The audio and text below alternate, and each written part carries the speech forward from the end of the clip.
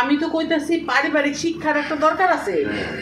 বাপ মা যদি শিক্ষাটা দিত তাহলে কি আর কোনো মাইয়া কি যে সংসার ছেড়ে যেতে পারতো? এই এত কথা কইতেছ কেন? হ্যাঁ, চোখ নাই, দেখো না ছেলেটার মন খারাপ, এত বক বক করে এক বিষয়ে কথা কইতেছ কেন তুমি? আমি কি খারাপ কথা কইতেছি? আমি তো ভালো কথাই কইতেছি।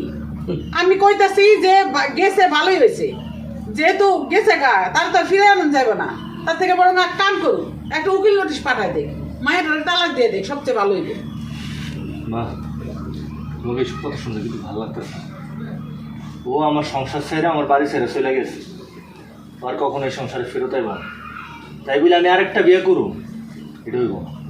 একটা বিয়ের কথা বলছি আমি, তালাক দেওয়া। তাই বলে ওর তালাক দিব না, আর দিও না, লাগবে না। তাই বলে আমি ওর তালাক দিব না। আরে তালাক দিলে সমস্যা কি? একটা তালাক দিয়ে দেখ না, তুই গেছে গা মাইয়াটা, তার কি আর ফিরে আনন্দ যাইব? আমি তোরে সারা গ্রামের মধ্যে সবচেয়ে সুন্দর মাইয়া দেখে একটা বিয়া দেব। আচ্ছা, একটা তালাক দিয়ে দাও না।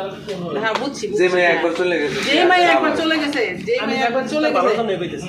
হ্যাঁ রোলিং।